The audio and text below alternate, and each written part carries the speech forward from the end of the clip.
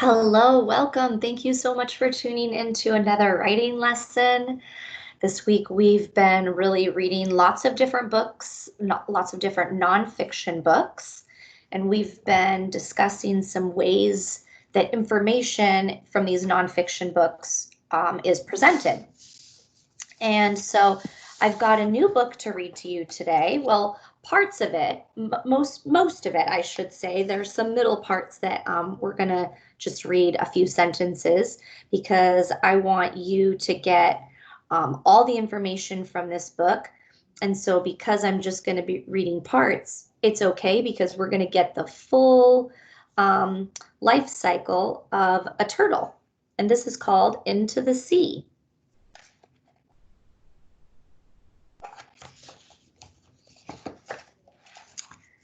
Tap, tap, scritch.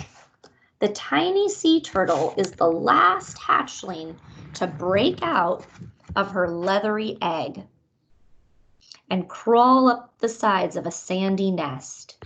She is not much bigger than a bottle cap and would make a good meal for a hungry seabird or a crab. But at this moment, at dawn, the crabs are resting in muddy burrows and the beach is quiet and empty.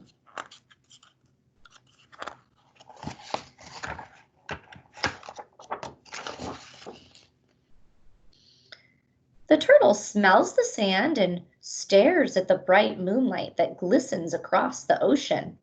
She rests a moment and then, like a wind-up toy, pulls herself quickly across the beach with her flippers. Always she heads straight for the silvery moonlight. Clack, click, clack. A crab pops out of its burrow and sees the dark, moving shape. Just in time, the turtle reaches the edge of the water. A gentle wave splashes across her back and carries her into the sea.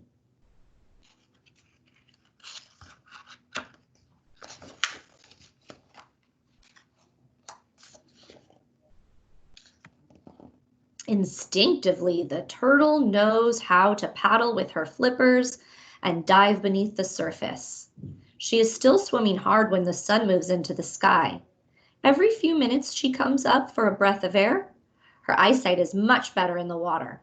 She sees a jellyfish, a starfish, and a barracuda with a big mouth. None of them see the turtle. Her white underside blends in with the shimmering white surface of the ocean. And there she is up there, in case you couldn't find her.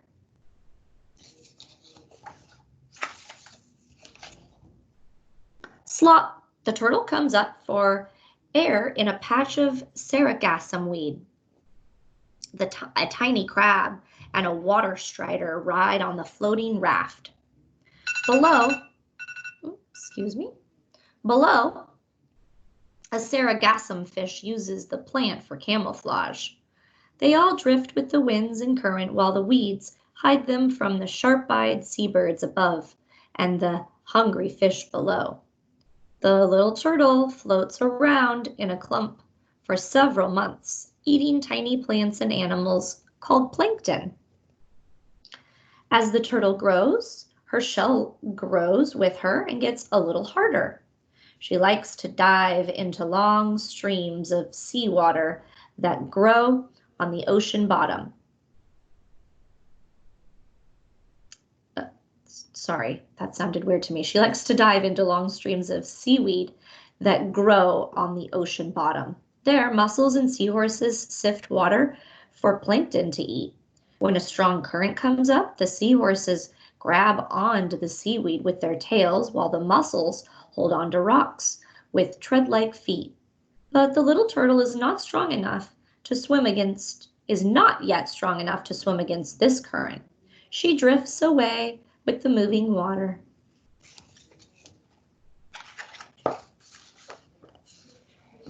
Okay, so now this middle section of the book, I'm just going to read a couple sentences on each page, but I wanted you to see the beautiful pictures as well. The turtle spends her first winter in a warm tropical sea full of brilliant colors and creatures with big mouths. Like all sea turtles, she cannot pull her head and flippers into her shell for protection, but she finds many places to hide in the coral reef.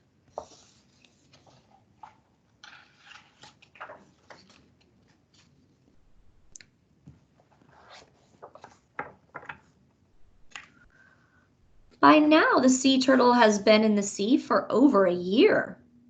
She is as big as seabirds and most of the fish.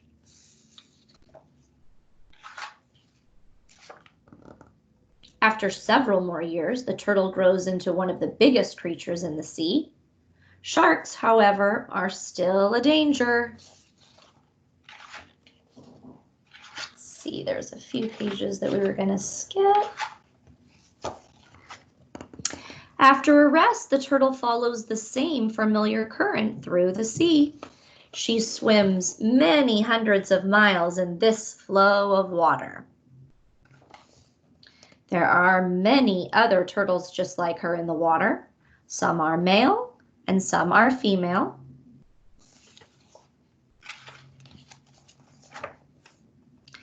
After more than 20 years in the sea, the turtle returns to the land. She waits until nighttime, when the tide is high, to come in. She is slow and awkward as she pulls her huge body up onto the sandy beach. She does not see well on land.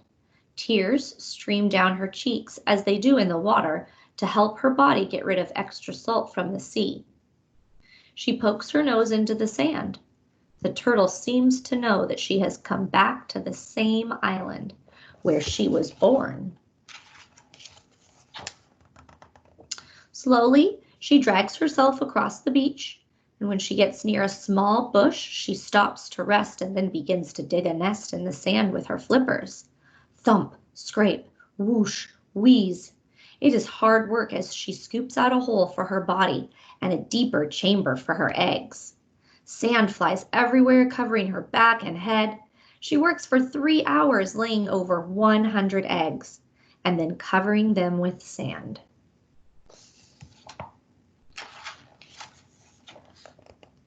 Once again, the turtle crosses the beach. Waves sweep the sand off her back and lift her into the water. Her huge body feels lighter, and she sees clearly again. She leaves the sandy nest behind her. If nothing destroys the eggs, her babies will hatch in 2 months. Perhaps 1 or 2 will get past the crabs and the seabirds, the fish and the fishing nets, and like their mother will return to lay eggs on the same sandy beach before making their way back to the sea. Okay. So now that you've heard another example of a nonfiction book, well, let's talk about this one, I guess, first a little bit before I get ahead of myself. So what did we find out about sea turtles? Some things you might have already known, some information might be new. Go ahead and pause me while you think or tell somebody or an animal that's nearby. Tell them what you just learned about sea turtles. The other thing that I really want you to think about is how does the author present the information in this book? We've been talking about, or we've been reading and talking about ways that you can present information. And so I put together a little chart just to remind us, because we've seen several stories at this point. So ways to present nonfiction information. You can use chapters, table of contents, and glossaries. A lot of nonfiction books have that, but not every one. Photos and captions. That's a great way to represent some nonfiction information. Question and answer style. We read a book where the author would ask a question and then give you all the answers and the facts.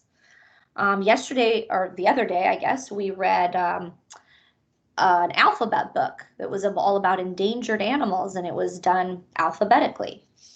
So now that we've reviewed those, how does the author represent or present information to us in this story, Into the Sea? Pause me while you think about that and tell somebody that's nearby.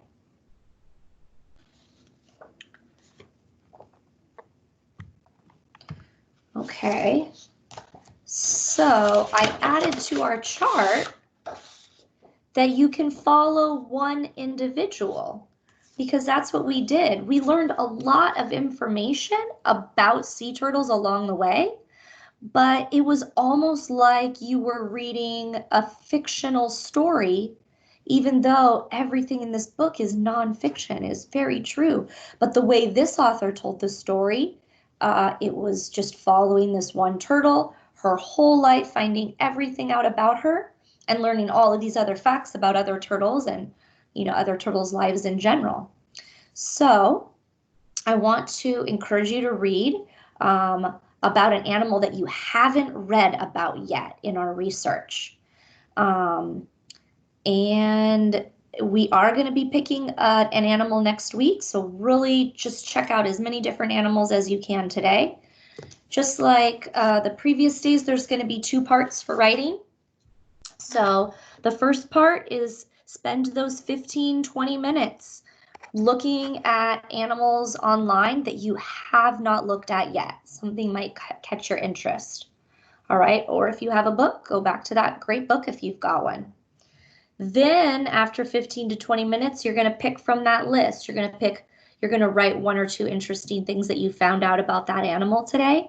Remember, it should probably be a different animal than you've researched previous days. Or you could write 1 or 2 things that you're curious about.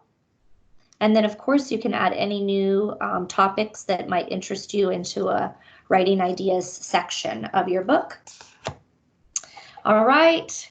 Well, you guys got this. Good job on your research, getting down as much information as you can. Remember to put it all in your writer's notebook so that the information is all right there for next week when we pick an animal to really get into and pick a style. Happy writing. You got this. Don't forget to like and subscribe.